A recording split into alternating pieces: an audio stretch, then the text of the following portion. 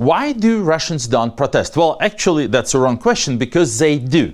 They protested in 2011 when the elections were rigged, and in 2017 when the major government corruption was exposed.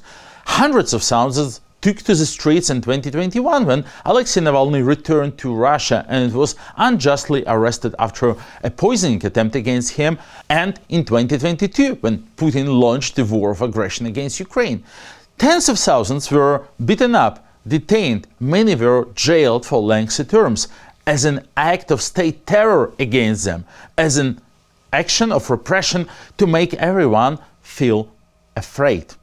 Well, and Putin succeeded. Many of our friends in the West don't really understand how it works, but in Russia you can be sent to prison for 15 years for just calling the and not the special military operation, as Putin prefers it to be called. You can be put in prison for a like or a comment or a post on social media, and actually for anything that is being considered as a sign of unloyalty.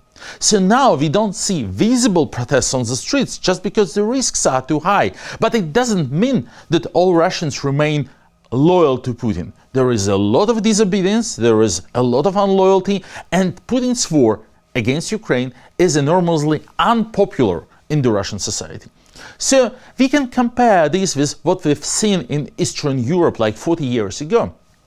In 1986, we didn't see any large protests in Eastern Europe. In 1989, there were millions of people in the streets of Bucharest and Budapest and Moscow and Vilnius and Kiev and Prague. Did the people fall from Mars? No, they've been there before, only the political situation didn't allow them to be visible. When the wind of change came, they became visible and they actually took the lead and destroyed the communist regime and the Eastern Bloc.